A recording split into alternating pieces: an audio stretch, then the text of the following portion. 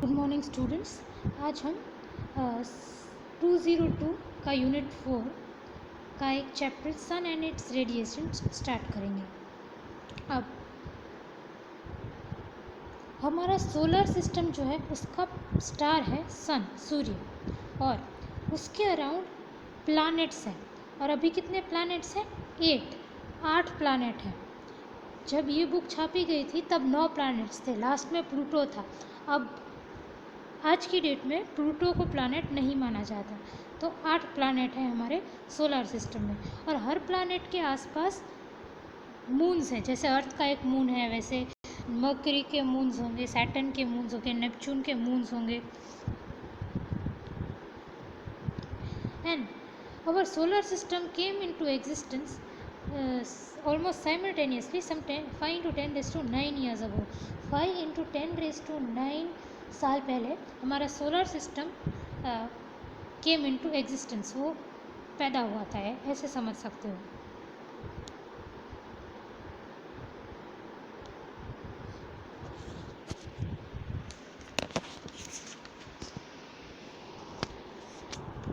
अब हम astronomical background देखते हैं। मतलब हमारा सन किस में है? हमारा सन मिल्की वे गैलेक्सी में है, जिसे गुजराती में लोग आकाश गंगा कहते हैं, वाइट कलर की मिल्की वे गैलेक्सी। अब वो मिल्की वे गैलेक्सी कैसी है, हमारी गैलेक्सी कैसी है, वो आप देखें। There are about 10 raised to 11 stars in our galaxy whose age is about 10 raised to 10 years. हमारी गैलेक्सी में 10 raised to 11 स्टार्स हैं सन जैसे, और 10 raised to 11 स्टार्स हैं हमारी मिल्की वे गैलेक्सी में, और वो सब के सब 10 raised to 10 ईयर्स पुराने हैं। Total mass of Galaxy is about 10 raised to 2 into 10 raised to 44 grams, which is about 1.4 into 10 raised to 11 MO. अब हमारी पूरी मिल्की वे गैलेक्सी का मास है 2 into 10 raised to 44 ग्राम्स, मतलब कि कितना? 1.1 into 10 raised to 11 MO. अब MO क्या है? MO है सोलर मास। MO है सोलर मास, मतलब मास ऑफ द सन। और सन का मास कितना है? सन का मास है 1.99 इंटू 10 raised to 33 ग्राम्स। ये है आपके सन का मास। Overall density of our galaxy is 0.1 MO per cubic parsec, और 7 into 10 raised to -24 gram per centimetre cube. हमारी मिल्की वे गैलेक्सी की डेंसिटी, जिसे आप गुजराती में घनता कहते हैं, हमारी मिल्की वे गैलेक्सी की डेंसिटी है 7 into 10 raised to -24 gram per centimetre cube. The nearest stellar neighbor to the sun and to us is Alpha Centauri. अब हमारी मिल्की वे गैलेक्सी में सन के सबसे पास एक स्टार है। सबसे पास वाला जो स्टार है ना, उसे हम अल्फा सेंचुरी कहते हैं। और सन के सबसे पास का स्टार मिल्की वे गैलेक्सी में, जो सन के सबसे पास वाला स्टार है ना, अल्फा सेंचुरी, वो 4.3 लाइट ईयर्स की दूरी पर है। अब आप बोलोगे कि मैडम लाइट ईयर्स तो टाइम का लाइट ईयर्स तो जो है वो टाइम, सॉरी लाइट ईयर्स नहीं, पर ईयर्स जो है वो टाइम का यूनिट है। तो आपने डिस्टेंस का यूनिट कैसे बोला?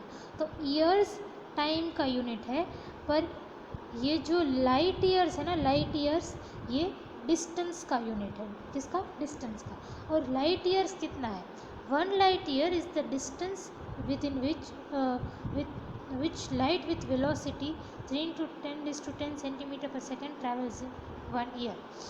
लाइट ईयर ये है कि आपकी लाइट जो है 10 raised to 8 मीटर पर सेकेंड, या फिर आप बोलो 10 raised to 10 सेंटीमीटर पर सेकेंड, ये आपकी स्पीड ऑफ लाइट है। तो आपकी लाइट इस स्पीड से एक साल में कितना डिस्टेंस ट्रैवल करती है, वो है 1 लाइट ईयर। सो ये आपको नॉर्मली आता है 1 मार्कर्स में कि 1 लाइट ईयर क्या है। सो 1 light year is distance travelled by light in 1 year. एक साल में लाइट कितना ट्रैवल करती है, उस डिस्टेंस को हम 1 लाइट ईयर कहते हैं। और ये डिस्टेंस कितना है, this distance is equal to 9.46 into 10⁻17 centimetre. ये है आपका 1 light year. 1 light year distance का डिस्टेंस अगर आपको देखना हो तो वो इतना है। वो अपनी लाइट एक साल में इतना डिस्टेंस ट्रैवल करती है। जनरल डिस्क्रिप्शन ऑफ द सन।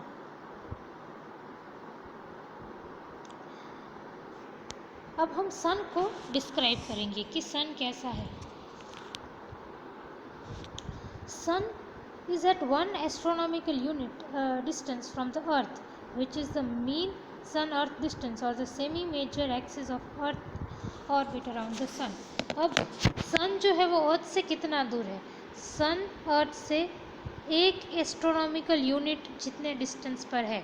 अब 1 एस्ट्रोनॉमिकल यूनिट क्या होता है, 1 astronomical unit is equal to this much. एक एस्ट्रोनॉमिकल यूनिट कितना है, 1.496 इंटू 10⁻13 सेंटीमीटर भी कह सकते हो, या फिर 1.5 इंटू 10⁸ किलोमीटर भी कह सकते हो।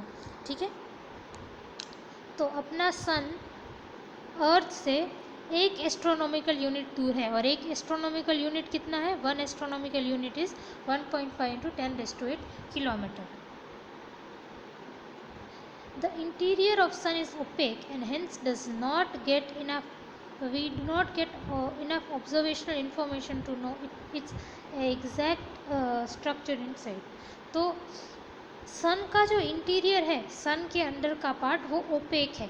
ओपेक मतलब गुजराती मीडियम वालों के लिए अपारदर्शक, अपारदर्शक जिसके आप अंदर ना देख सको, उससे आप જે વસ્તુને તમે અંદર ન જોઈ શકો ને, ધારો કે ટેબલ છે, ટેબલની અંદર તમે ન જોઈ શકો તો ટેબલને ઓપેક કહેવાય, અપારદર્શક। So sun is, interior of the sun is opaque, मतलब कि आप सन के अंदर नहीं देख पाते। इसीलिए सन के इनसाइड का स्ट्रक्चर, अंदर का स्ट्रक्चर जो है उसके बारे में हमारे पास इंफॉर्मेशन नहीं है।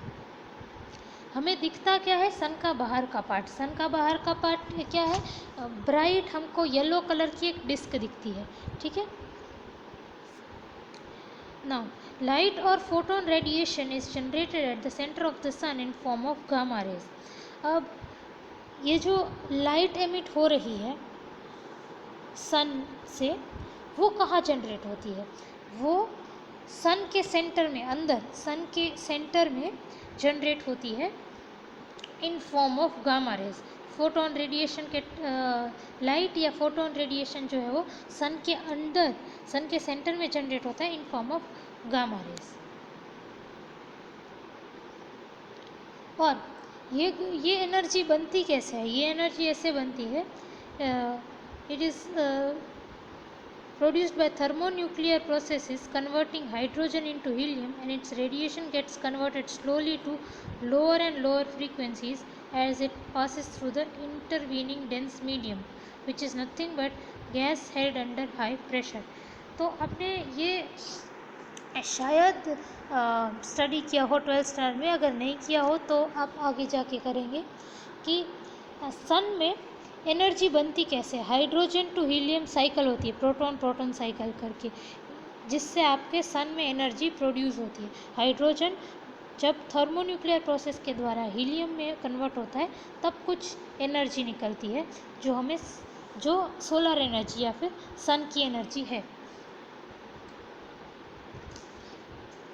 When the radiation reaches the sun's surface, it would have got all converted into visible radiation, and it is this radiation that we see coming out।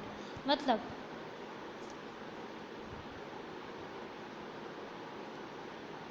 अब सन का जो सेंटर है ना, सन के सेंटर में हमारी गामा रेज बनती है। ठीक है, गामा रेज बनती हैं। और ये गामा रेज जैसे जैसे सन के अंदर सेंटर में जो है, देखो सेंटर में गामा रेज बनी, और गामा रेज क्या है, गामा रेज की फ्रीक्वेंसी विजिबल रेडिएशन से, विजिबल रेडिएशन जो हमें दिखती है विबजी, और ठीक है, और गामा रेज की फ्रीक्वेंसी जो होती है ना वो सबसे ज़्यादा होती है, ठीक है। तो अंदर सेंटर में, सन के सेंटर में गामा रेज है जिसकी फ्रीक्वेंसी बहुत ज़्यादा है, और जैसे जैसे आपकी लाइट सन के सेंटर से बाहर की तरफ आती जाती है, तब क्या होता है, तब radiation gets converted slowly to lower and lower frequency. तो ये रेडिएशन जो है वो धीरे धीरे लोअर फ्रीक्वेंसी में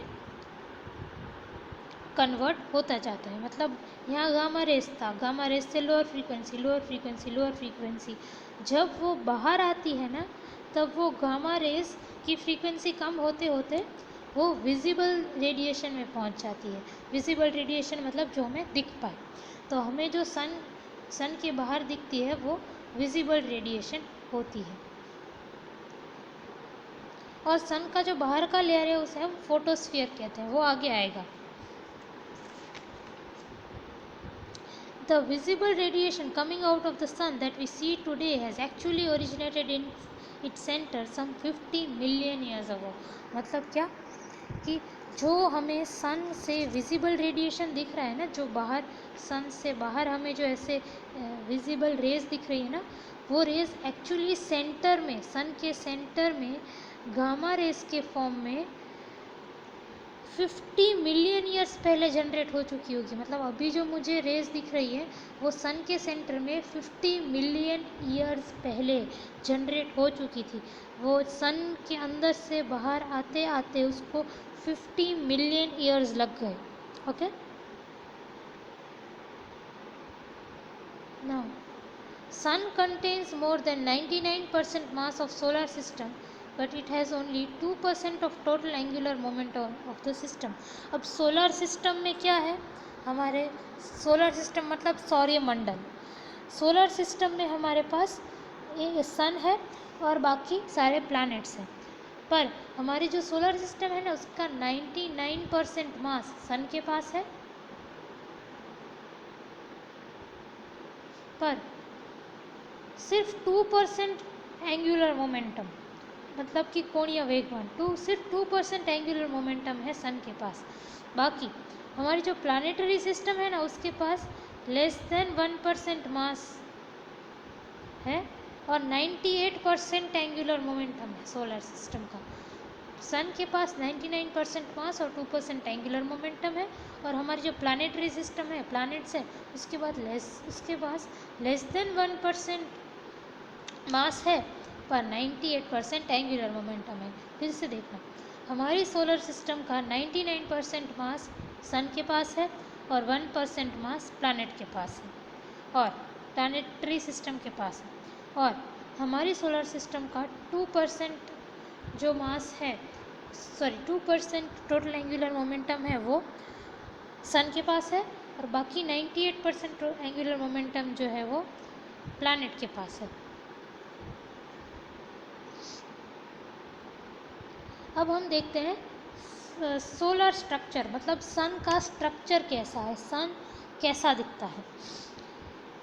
The sun, though it appears as a bright disk, is actually a spherical ball of gas, glowing gases, emitting radiations like a black body as at an effective temperature of about 6000 Kelvin। आपको सन आप ऐसे देखो आकाश में तो कैसा दिखता है, आपको दिखता है कि वो एक ब्राइट डिस्क है। ब्राइट डिस्क एक इस तरह से आपको डिस्क दिखती है, ब्राइट ऐसे येलो या फिर ऑरेंज कलर की ब्राइट डिस्क दिखती है। बट एक्चुअली सन कैसा है पता है, एक स्फेरिकल बॉल है, स्फीयर शेप का एक बॉल है। जैसे आप स्फीयर शेप, अच्छा हाँ, क्रिकेट बॉल देखा है, उस शेप का एक बॉल है और स्फीयर है ऑफ ग्लोइंग गैसेस, मतलब उसके अंदर गैसेस हैं, और वो 6000 डिग्री केल्विन पे है हमारा 6000 डिग्री केल्विन टेम्परेचर है हमारे सन का। Figure 1.14b shows the cross section of small segment of sun. ये आपको फिगर दिख रहा है 1.1b। ये आपके सन का छोटा सा सेगमेंट है, मतलब सन ऐसे स्फेरिकल होगा और ये इसका सेंटर, इसका थोड़ा सा पार्ट, ये थोड़ा सा जो ये पार्ट है ना, ये है आपका सन। सन का थोड़ा सा पार्ट है। अब इसी को आप ऐसे एक्सटेंड करो तो आपको सन मिल जाएगा, ठीक है। तो ये है आपका सन का थोड़ा सा part.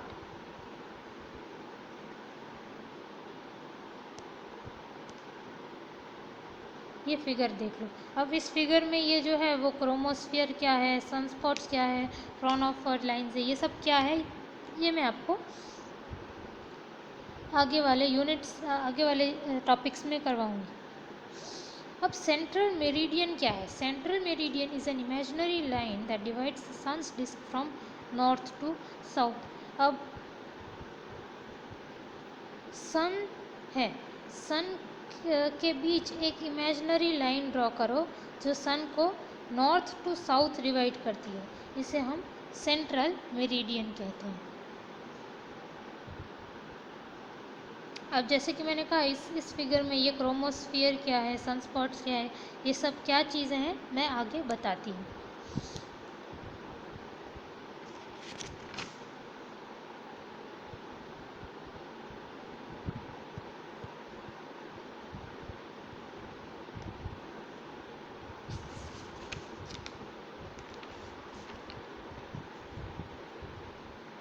The dark areas on the disk are known as sunspots, which will be described in detail in later section। जैसे कि मैंने कहा यहाँ पे जो डार्क स्पॉट्स, यहाँ पे जो देखो कुछ डार्क स्पॉट्स दिख रहे हैं आपको सन पे, सन की डिस्क पे, उससे हम सन स्पॉट्स कहेंगे। इसके बारे में डिटेल हम आने वाले उसमें करेंगे टॉपिक्स में। 1.5 sun's outer layers. No, sun outer layer मतलब सन के बाहर का layer. Sun's outer layer can be divided into 3 parts. Number 1, the photosphere or visible surface. Number 2, the chromosphere, which is the bright region above the photosphere, seen only during solar eclipse. And third, the corona, which is the outer atmosphere of sun. अब sun के का जो outer layer है ना, ये सन का outer layer है, ये सन है, और अब ये जो बाहर का पार्ट है वो सन का आउटर लेयर है। तो सन का जो आउटर, सन के बाहर का जो लेयर है उसे आप 3 हिस्सों में डिवाइड कर सकते हो। एक तो ये वाला लेयर है फोटोस्फियर,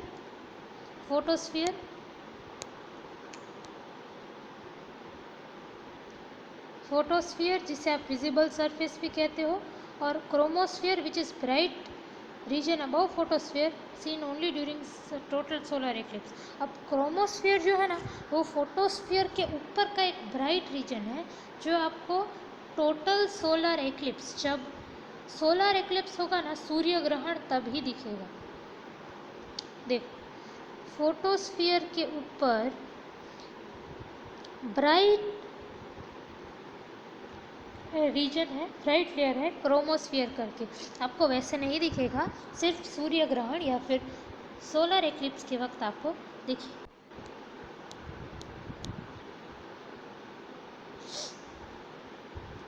तीसरा है द कोरोना। अब कोरोना मतलब वो नहीं जो इस साल चाइना में ओरिजिनेट हुआ, ये द कोरोना सन का एक लेयर है। Corona which is outer atmosphere of the sun, मतलब सन के बाहर जो एटमॉस्फेयर है ना, सन के बाहर के एरिया में जो एटमॉस्फेयर है उसे हम कोरोना कहेंगे। इनर कोरोना अंदर की साइड का, या आउटर कोरोना। तो कोरोना क्या है? कोरोना है सन के बाहर का एटमॉस्फेयर।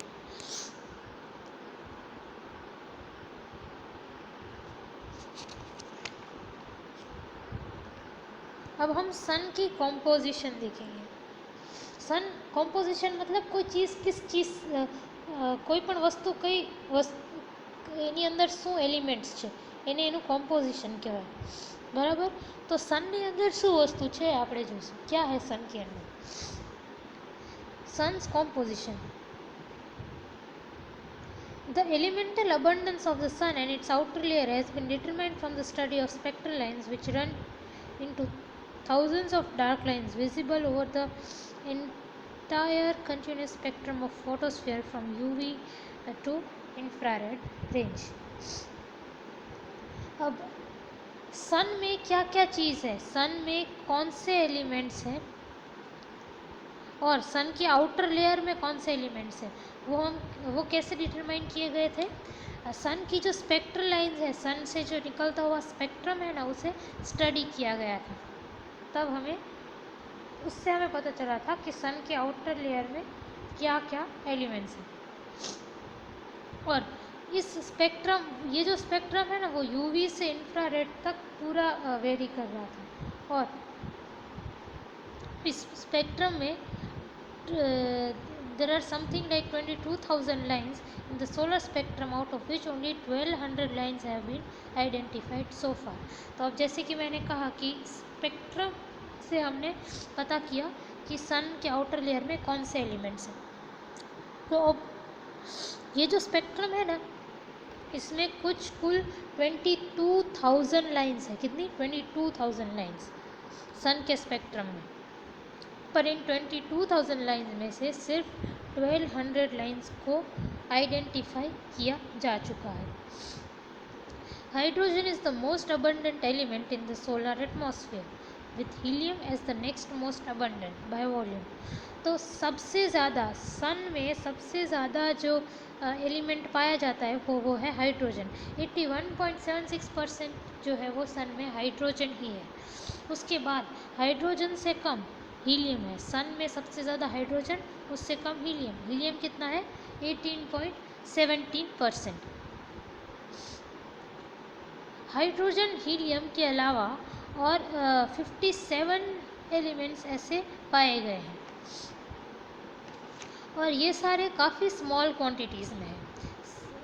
ये कौन से हैं? Lithium, rubidium, indium, boron, fluorine, argon, cadmium, gold, thorium, terbium, erbium, tantalum. Actually ये सारे हैं. और पर टर्बियम, अर्बियम, टेंटेलम ये डाउटफुल है. मतलब अभी साइंटिस्ट को डाउट है कि एक्चुअली उसी की लाइंस है कि नहीं है, ऐसा. And nearly 20 elements are absent or have been undetected so far.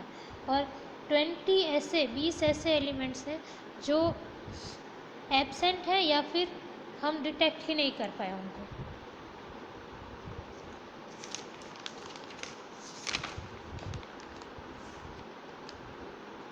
ये देखो सन टेलीस्कोप के थ्रू कैसा दिखता है.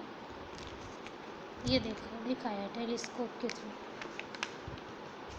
फिर ये फोटो में एनलार्ज व्यू ऑफ सनस्पॉट. अब सनस्पॉट क्या है ये मैं जब पढ़ाऊँगी तब आपको समझ जाएगा. सनस्पॉट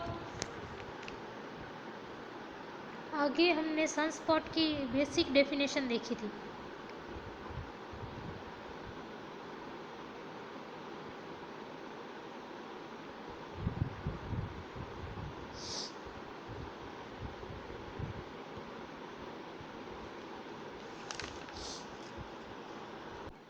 ये देखो यहाँ पे मैंने सनस्पॉट की डेफिनेशन बताई थी. Dark area on the disc are known as sunspot. तो ये जो सनस्पॉट्स है वो क्या है?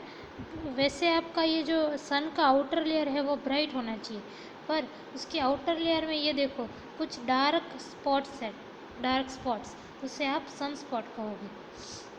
तो ये जो डार्क एरिया है वो है डार्क एरिया से सनस्पॉट. अब सनस्पॉट का आपको फ़ोटो यहाँ पे दिया है. ये देखो वैसे सब ब्राइट होगा पर बीच में कुछ डार्क ऐसे स्पॉट दिख जाएगा.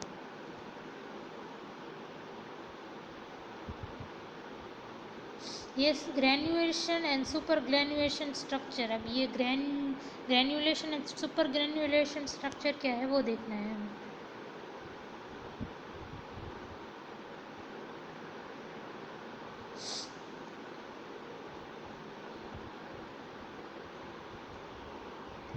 Now visible features on the sun स्पेक्ट्रोहीलियोग्राफ।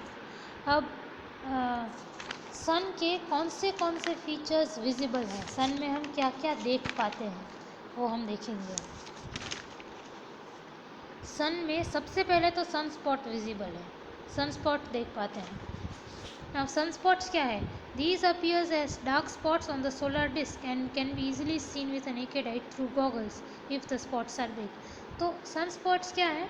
Solar disc के ऊपर जो डार्क स्पॉट्स आपको मिलते हैं उसे सन स्पॉट कहते हैं, और वो नेकेड आई, नकली आँखें, नरी आँखें आई मीन गुजराती वालों के लिए देख पाओगे अगर गॉगल्स पहने हो। कोई टेलीस्कोप या किसी की ज़रूरत नहीं है, सिर्फ अपने गॉगल्स पहने हो तो आप देख सकते हो अगर वो स्पॉट्स इतने बड़े हैं तो, वरना नहीं देख पाओगे। Sunspots were first observe by Galileo in 1610। Sunspot पहली बार गैलीलियो ने ऑब्जर्व किया था 1610 में।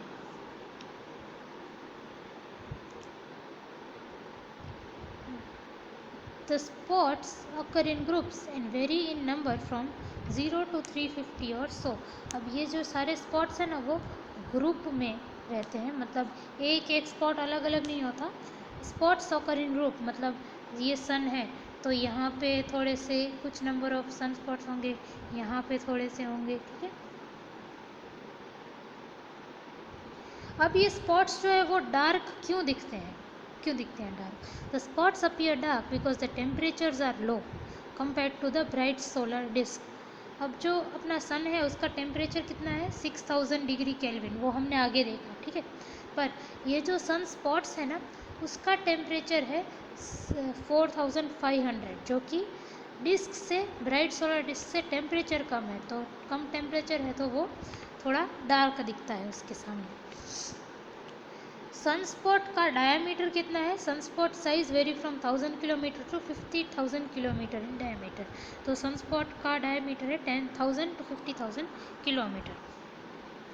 अब each sunspot has two regions, the umbra which is the central dark area and the penumbra which is less dark and filamentary around the edges। अब जो ये sunspot है ना उसके दो रीजन है, एक तो है अम्ब्रा जो है सनस्पॉट का सेंटर में जो डार्क एरिया होता है वो, और एक है पेनम्ब्रा जो बाहर की तरफ है और कम डार्क रीजन है और एजिस पे है, वो है पेनम्ब्रा। यहाँ पे एक पिक्चर है उससे आपको ज़्यादा समझ आएगा।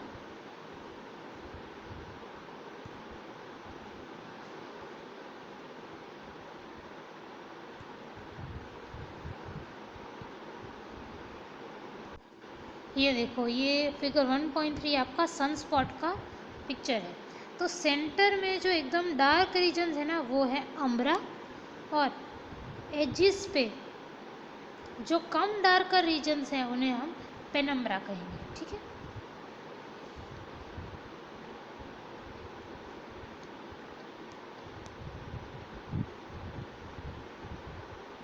ओके,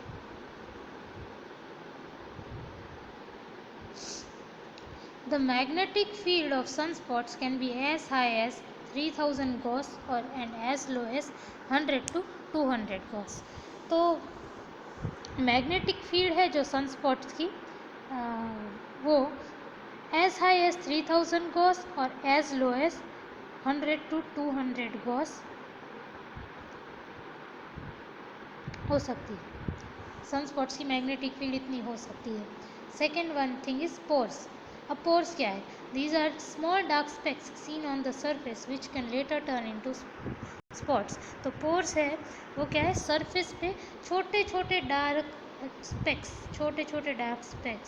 जो आगे जाके स्पॉट्स, सन स्पॉट्स में कन्वर्ट होंगे। थर्ड है प्लेजिस और फैक्यूले। प्लेजिस या फैक्यूले कह सकते हो। वाटर प्लेजिस या फिर फैक्यूले, मैं यहाँ पे फैक्यूले कहूँगी। These appear as bright regions surrounding the sunspot in the light of calcium K line और hydrogen H alpha line in spectroheliograph।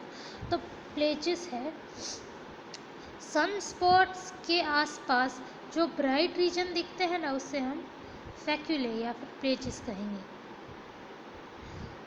Though plages are closely associated with sunspots, they live longer than sunspots and never disappear suddenly. अब sunspots के पास जो bright reason है उससे sunspots के पास जो bright reason है उसे हम प्लेजेस या फिर फैक्यूले कहेंगे. पर मतलब जो प्लेजेस है वो सनस्पॉट से एसोसिएटेड है, पर वो सनस्पॉट से ज़्यादा जीते हैं. They live longer than sunspot and never disappear suddenly. अचानक से वो डिसअपियर भी नहीं होते. Granules and super granules. Granules क्या है? Granules are cell like high density bright granules which cover the whole surface. Typical sizes of granules is about 700 kilometers, having mean lifetime of order of 5 minutes. तो granules क्या है? सन का जो surface है ना, उस पे ग्रैन्यूल्स हैं. 400 किलोमीटर साइज के ग्रैन्यूल्स हैं. ठीक है. और ये ग्रैन्यूल्स का जो लाइफ टाइम है वो 5 मिनट है. लाइफ टाइम मतलब मीन लाइफ टाइम मतलब सरेराश जीवन काल. हमने इसी यूनिट में आगे पढ़ा. इसे ग्रैन्यूल्स कहते हैं. और सुपर ग्रैन्यूल्स क्या है? Super granules are larger in size. ये ग्रैन्यूल्स अपनी एक जो थी वो 700 किलोमीटर साइज़ की थी. सुपर ग्रैन्यूल्स जो है वो 10,000 किलोमीटर साइज़ के होंगे. और ग्रैन्यूल्स जो है वो हमारे 5 मिनट उनकी लाइफ टाइम थी. सुपर ग्रैन्यूल्स की लाइफ टाइम होगी 24 आवर्स, एक दिन जितना. फ्लॉक्यूलाई. फ्लॉक्यूलाई क्या है? फ्लॉक्यूलाई जो है वो दो तरह की होती है. फ्लैक्यूलाई दो तरह की होती है, डार्क फ्लॉक्यूलाई और bright flocculi. Dark flocculi are prominences, enormous cloud of glowing gas that often extend to great height above the solar disk and look black when seen against the bright solar disk. Dark flocculi क्या है? They are enormous मतलब बहुत बड़ा, बहुत size में बहुत बड़ा. Enormous मतलब साइज़ में बहुत बड़ा. डार्क फ्लॉक्यूली क्या है? एनॉर्मस क्लाउड, बहुत बड़ा क्लाउड. किसका? ग्लोइंग गैस का. ग्लोइंग गैस का बहुत बड़ा क्लाउड है जिसकी हाइट जो है वो सोलर सरफेस से काफ़ी ऊपर तक एक्सटेंड करती है. और वो ब्राइट सोलर डिस्क के सामने डार्क मतलब ब्लैक दिखता है. Bright flocculi is usually associated with sunspots like plages. अब जैसे प्लेजेस हैं, सनस्पॉट्स के आसपास जो ब्राइट रीजन है प्लेजेस, उसी की तरह आपका ब्राइट फ्लॉक्यूलाई भी होता है कि सनस्पॉट के आसपास कुछ ब्राइट सरफेस दिखता है, वो bright flocculi. Next is prominences. Prominences क्या है? Prominences are structures protruding into the corona and on the sun's disk as dark filament. By the way, granules और सुपर ग्रैन्यूल्स का फोटो पिक्चर भी यहाँ पे है. ये रहा, ये देखो, ग्रैन्यूल्स और सुपर ग्रैन्यूल्स का पिक्चर. उसमें से कुछ जो ग्रैन्यूल्स होंगे वो 700 किलोमीटर साइज़ के और जिसकी मीन लाइफ टाइम 5 मिनट होगी. और जो सुपर ग्रैन्यूल्स हैं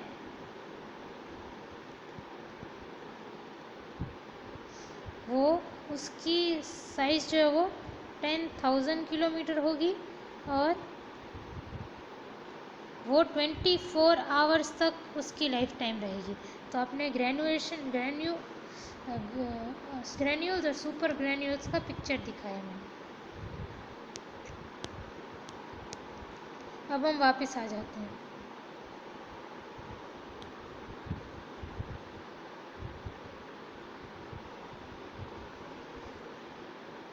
प्रोमिनेंसेस क्या है?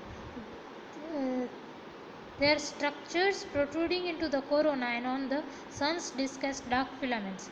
Prominences exist in two varieties: active or eruptive prominences, which form loop over the sunspot group; quiet type, which do not occur, usually near the sunspot group. See figure 1.6.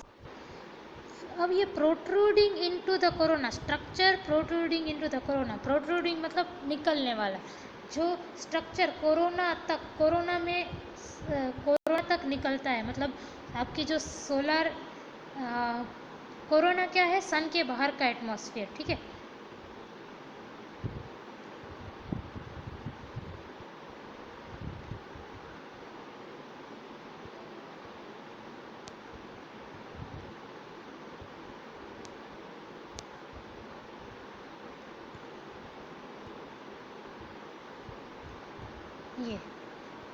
ये आपका सन है, सन का बाहर का layer ये है, और कोरोना क्या है, सन के आसपास का एटमॉस्फेयर, सन की जो बाहर वाली डिस्क है उसके भी बाहर का एटमॉस्फेयर, जो बाहर का जो एटमॉस्फेयर है वो है कोरोना।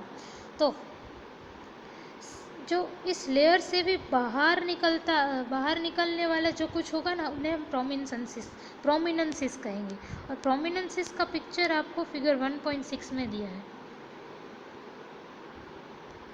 ये देखो, इन सारे पिक्चर्स में 6 पिक्चर्स हैं, इन सारे पिक्चर्स में आपको ये सन की जो ये ब्राइट डिस्क है उसके बाहर कुछ निकलता हुआ दिखता होगा, देखो, है ना। तो इन्हें आप प्रोमिनेंसिस कहोगे।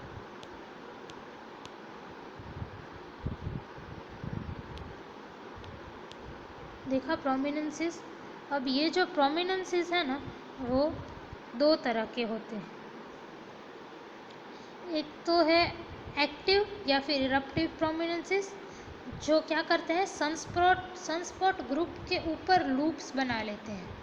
और दूसरे होते हैं क्वाइट टाइप, जो सनस्पॉट के आसपास नहीं दिखते।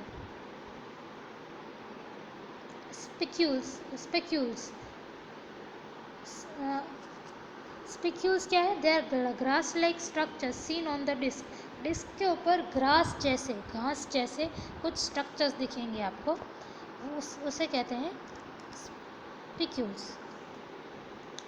Now 1.8 more about sun's outer atmosphere. Sun का जो लेयर है, ब्राइट डिस्क है, फोटोस्फीयर, उसके बाहर जो एटमॉस्फेयर है उसके बारे में अब हम देखेंगे।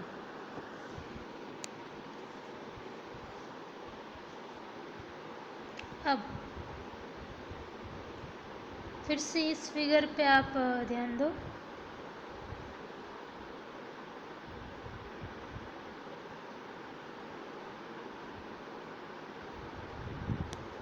हाँ, ये फिगर में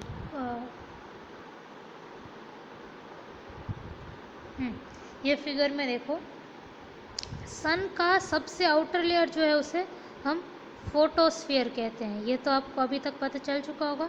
अब फोटोस्फीयर के बाहर क्या चीज़ें हैं वो हमें देखनी है। क्या क्या चीज़ें हैं, देखो, क्रोमोस्फीयर है, कोरोना है, फिर कुछ एमिशन, स्पेक्ट्रम एमिशन लाइंस हैं, ये सारी चीज़ें हैं, फ्रोनोफर लाइंस हैं, ये सारी चीज़ें हैं ना।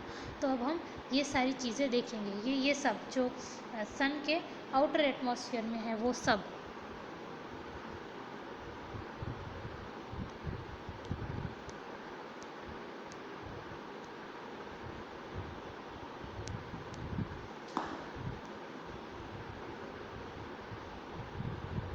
ठीक है, पहला है क्रोमोस्फीयर। आपने देखा फिगर में क्रोमोस्फीयर कहाँ है, देख लो। Chromosphere, this is the outer thin but cooler region above the photosphere seen only during the solar eclipses. Chromosphere photosphere के ऊपर का एक लेयर है, आपने देखा फिगर में, जो उससे कूलर है, मतलब टेम्परेचर कम है उसका। और क्रोमोस्फीयर, जैसे कि मैंने आपको पहले बताया था कि सोलर इक्लिप्स, सूर्य ग्रहण के वक्त ही दिखता है। और क्रोमोस्फीयर का जो टेम्परेचर है वो कितना है, टेम्परेचर और of the order 4000 kelvin to 57,000 kelvin temperatures chromosphere का टेम्परेचर है 4000 to 57,000 केल्विन। फिर क्रोमोस्फियर के बाद आपने क्या देखा था फिगर में, सन के बाहर क्या था, कोरोना। अब कोरोना क्या है? Corona is a pearly halo that becomes visible at the time of total solar eclipse. Temperature of this region is 1 million degree kelvin. अब कोरोना जो रीजन है उसका टेम्परेचर कितना है, 1 मिलियन डिग्री। और आपको कोरोना जो है वो टोटल सोलर एक्लिप्स, पूर्ण सूर्य ग्रहण, टोटल सोलर एक्लिप्स के वक्त ही दिख सकता है। और कोरोना कैसा दिखता है उसका एक फोटो फिगर 1.7 में यहाँ पे दिया है। ये देखो, ये आपको इस फिगर में आपको सन जो है उसके बाहर, ये देखो बाहर कोरोना दिख रहा है ना।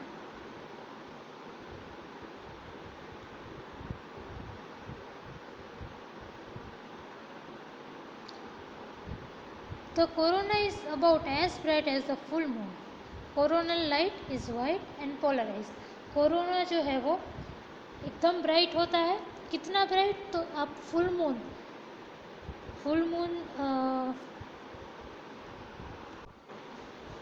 आपको फुल मून जितना ब्राइट दिखेगा, जितना ब्राइट फुल मून होता है। फुल मून मतलब पूनम का चांद, पूर्णिमाનો જે ચાંદ હોય ને એ જેટલો બ્રાઇટ હોય એટલો જ કોરોના બ્રાઇટ હોય ना। Coronal light is white and polarise. Corona से जो लाइट निकलती है ना वो वाइट भी होती है कलर में और पोलराइज भी होती है। अब ये पोलराइज और अनपोलराइज लाइट क्या है वो हम आगे शायद आपने 12th तक स्टडी किया हो, अगर ना किया हो तो हम नेक्स्ट ईयर्स में, सेकेंड थर्ड ईयर्स में करेंगे।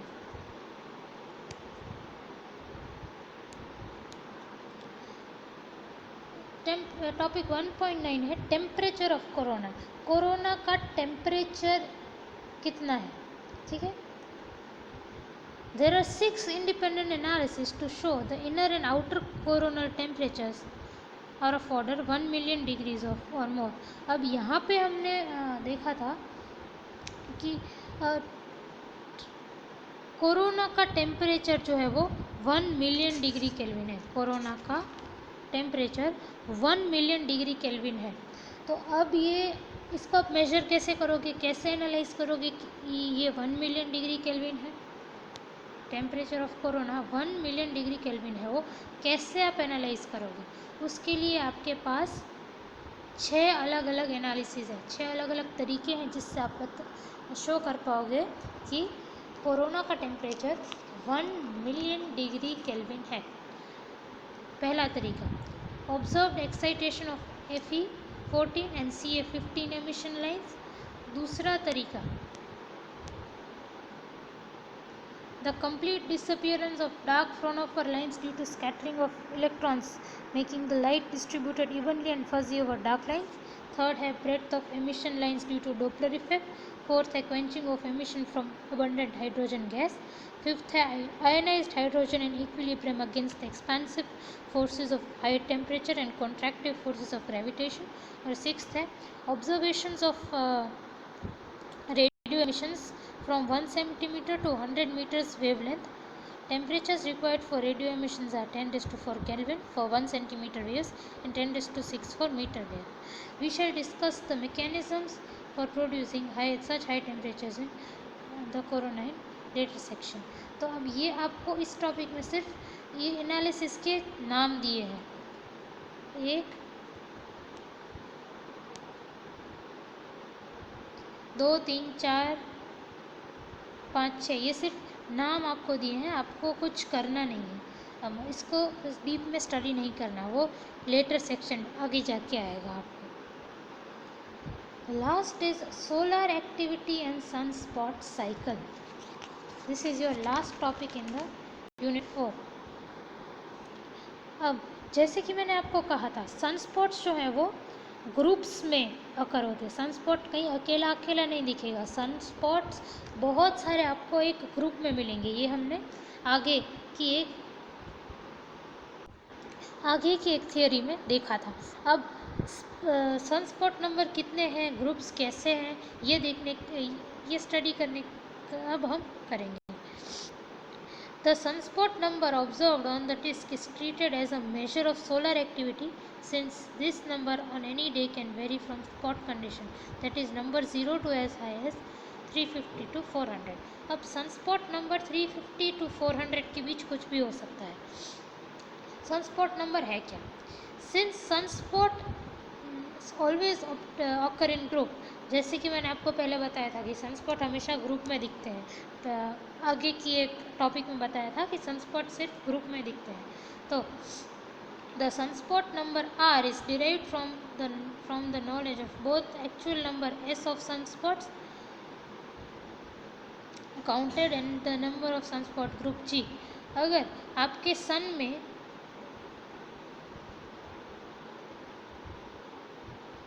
ये एक ग्रुप, ये दूसरा ग्रुप, फिर ये तीसरा ग्रुप, इस तरह से G नंबर ऑफ ग्रुप्स हैं और आपने एक्चुअल में total S number of sunspot count किए तो सनस्पॉट नंबर R कितना होगा? R is equal to K 10G plus H।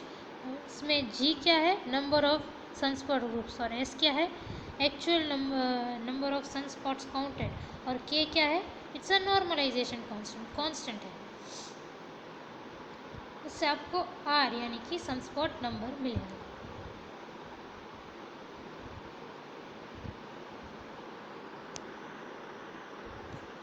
ये आपको सनस्पॉट साइकिल दी है, ये देखो, ये फिगर 1.9 में आपके पास सनस्पॉट साइकिल है। सनस्पॉट साइकिल क्या है? It's the plot of annual means of R versus the year.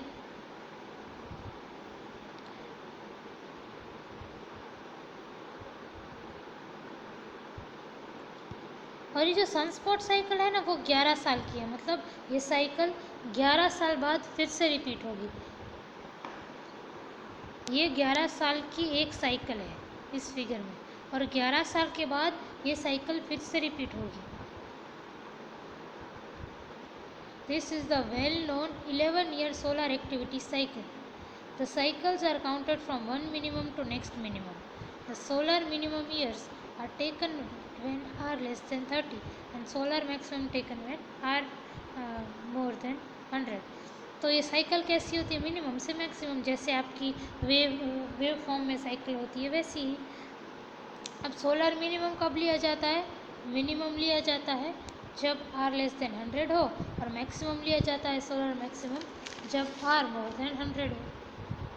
तो ये आपकी 11 ईयर्स की सनस्पॉट साइकिल है।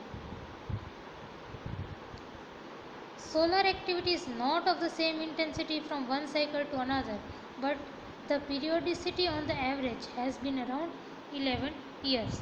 तो एक साइकिल से दूसरी साइकिल में सोलर एक्टिविटी जो है वो सेम इंटेंसिटी की नहीं होती। देखो,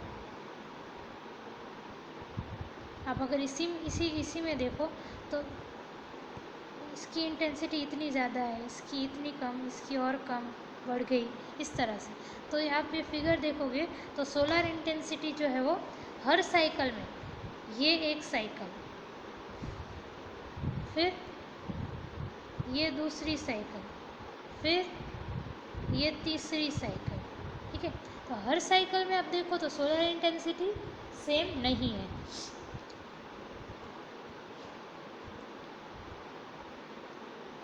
but the periodicity on the average has been around 11 years, मतलब 11 साल बाद फिर से वो अपने आप को रिपीट करेगा। हर एक साइकिल में ये चीज़ नहीं होगी, ठीक है। The rise of cycle is more rapid than its decline, मतलब साइकिल में जो राइज होता है ना, साइकिल जो बढ़ती है वो जल्दी बढ़ती है, घटती है वो कम घटती है, मतलब कुछ ऐसा होगा। बढ़ जल्दी गई, घटने में टाइम लगा दिया, ठीक है।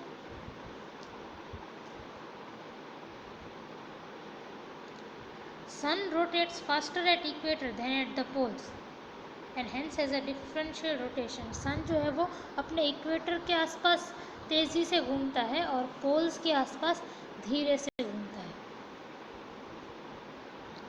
Average average rotation period of sun is taken as 27 days. अब अर्थ का रोटेशन पीरियड, अर्थ एक रोटेशन कितने में करता है? 24 आवर्स, एक दिन में करता है। उसी तरह से सन जो है वो पूरा रोटेशन कितने टाइम में करता है? 27 डेज में। At the start of 11-year sunspot cycle, most of the spots lie in 20 to 30 degree latitude zone. जब 11 ईयर्स की एक सन स्पॉट साइकिल स्टार्ट होती है ना, तो मोस्ट ऑफ द स्पॉट्स, ज़्यादा से ज़्यादा सन स्पॉट्स जो है वो 20 डिग्री से 30 डिग्री लैटिट्यूड में पाए जाते हैं। As the cycle progresses the sun spots drift toward the equator, और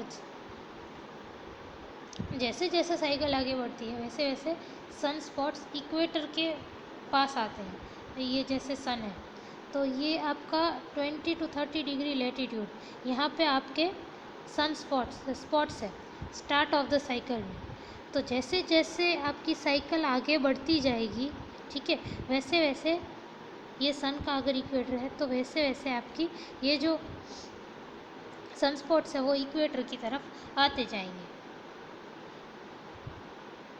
इस लॉ को कैरिंगटन ने डिस्कवर किया था। This is clearly shown in the butterfly diagram, और ये आपको इस डायग्राम में दिखाया गया है। ये डायग्राम, इसको बटरफ्लाई डायग्राम क्यों कहते हैं आप देखो, ये this diagram is known as butterfly diagram since the dark portion on the either side of equator looked like two wings of butterfly। देखो आप इस डायग्राम में जो डार्क पोर्शंस है वो बटरफ्लाई के दो विंग्स जैसे दिख रहे हैं, इसलिए इसको बटरफ्लाई डायग्राम कहा गया है।